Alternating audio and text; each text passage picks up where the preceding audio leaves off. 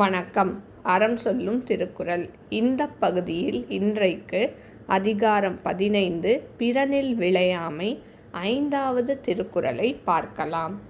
எளிதென இல்லிரப்பான் எய்துமென் ஞான்றும் விளியாது நிற்கும் பழி. இந்த குறளுக்கான விளக்கத்தை பார்க்கலாம்.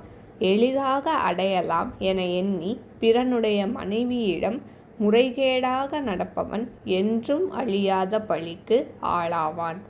இந்த குறளுக்கான விரிவான விளக்கத்தை பார்க்கலாம்.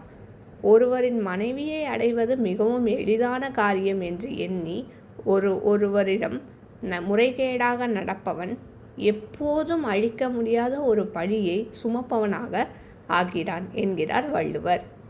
இந்த குறளுக்கான ஆங்கில விளக்கத்தை பார்க்கலாம். Erring with someone's wife may seem easy, but disgrace will be irredeemable for all time. மீண்டும் குறள். எளிதென இல்லிரப்பான் எய்துமென் ஞான்றும் விளியாது நிற்கும் பழி. உங்கள் இல்ல குழந்தைகளின் மனதிலே தினம் ஒரு திருக்குறள் பதிய எங்கள் சேனலை சப்ஸ்கிரைப் பண்ணுங்கள்.